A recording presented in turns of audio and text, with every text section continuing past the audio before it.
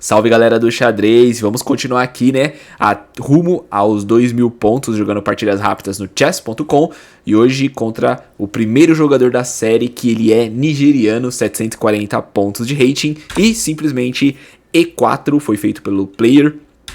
E aqui a defesa escandinávia fazendo D5, o jogador joga cavalo em C3, inclusive esse cavalo C3, os jogadores desse elo aqui, né, jogador desse rating gosta de fazer esse lance.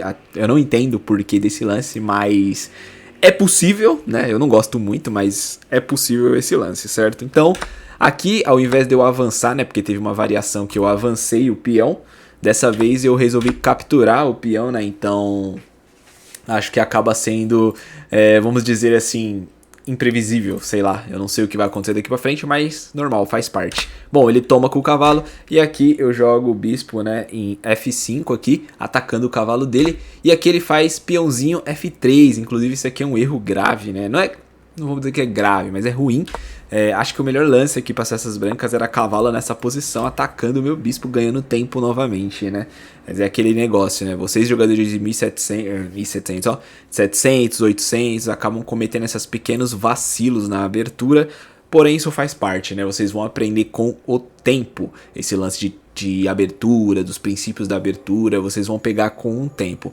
Aquilo que eu sempre falo, para você que tá nesse rating é tática, só isso que você precisa saber de imediato, tática. Aí depois com o tempo, quando você for subindo rating lá pros 1000, 1100, 1200, 1300, você vai começando a pegar os princípios da abertura, entendeu? Que aí seu jogo vai começando a ficar mais redondinho, mais afinado, entende?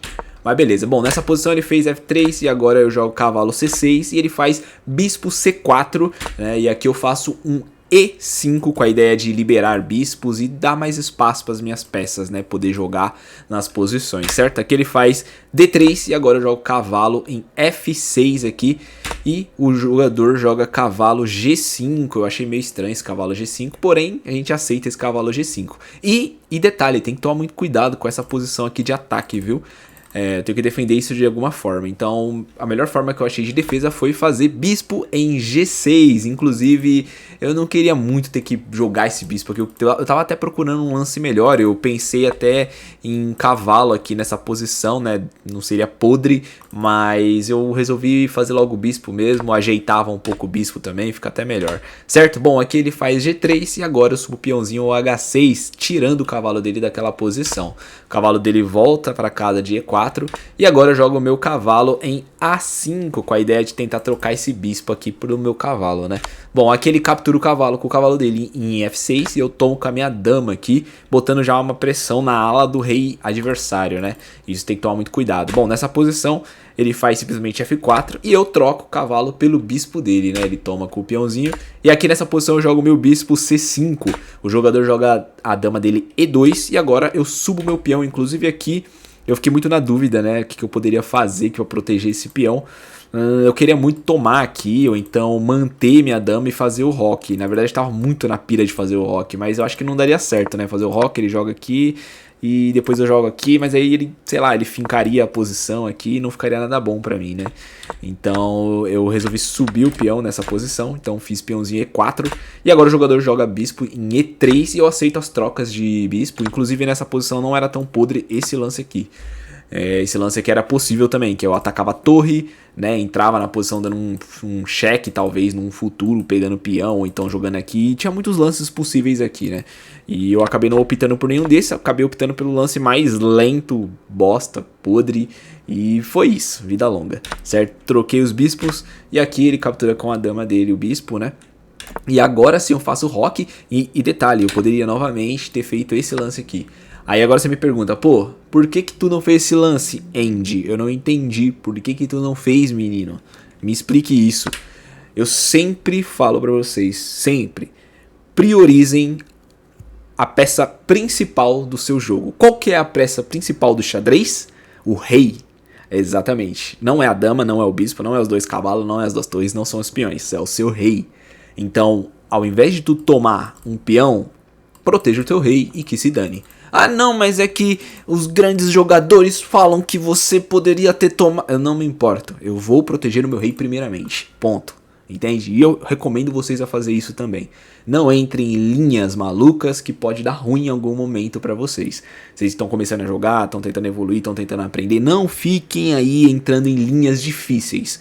Faz o básico, libera as peças médias, né? As peças média, faz o rock e tá tudo certo. Seu jogo vai ficar limpo, clean e bonito, entende? Basicão, o basicão, feijão com arroz faz você vencer.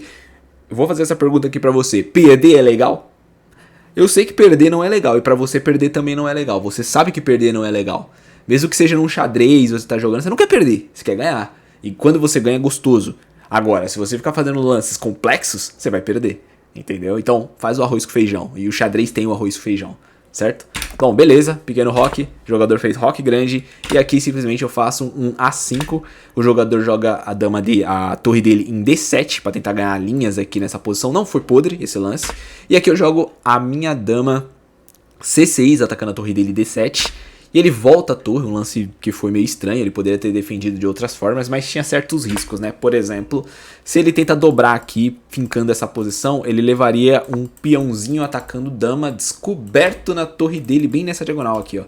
Então ele teria que dar um jeito de tirar a dama dele daqui, porém cairia a torre, né? Por exemplo, se ele joga aqui, cai a torre dele lá embaixo, e acabou o jogo de vez, né? O jogo já tá meio desandado. Mais ou menos aqui eu acho que tá meio que empatado, não tá podre assim o lance pras brancas não também. Dá para as brancas jogar essa posição, certo? Bom, aqui nessa posição ele volta a torre e agora eu capturo o peãozinho dele de F4, de C4 quer dizer. Aqui ele joga o rei dele em B1 e agora eu subo meu peão para A4, continuo subindo aqui para dar problemas na posição do jogador. E aqui ele faz um G4, sobe peão também. Inclusive um detalhe interessante, ó, libere as peças médias. Até agora ele não mexeu o cavalo, ele manteve o cavalo lá. Faça suas peças trabalhar para você, irmão, sempre. Entendeu? Bom, beleza, aqui um A3, né, tentando quebrar as linhas da ala do rei dele.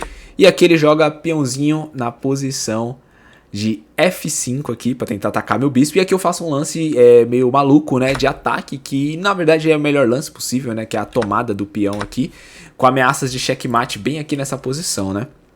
E aqui ele toma com o rei, porém aqui é mate em 2 lances, torre, captura em A2 e checkmate, né, depois que o rei dele vai pra C1, eu dou checkmate em C2 com a minha dama. E a lição que você leva aqui do tabuleiro de hoje é: não se vanglorie por você fazer lances que, peguei 2, 3 peões a mais. Não adianta você pegar 2, 3 peões a mais e deixar seu rei desprotegido.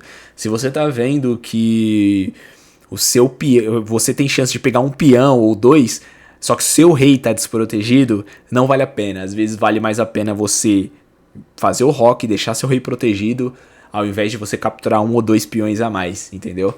Então é isso, essa é a lição de hoje aqui pra vocês. E treinem tática, vocês de 700 pontos até os 1000 pontos. Tamo junto aí e vamos para a próxima partida.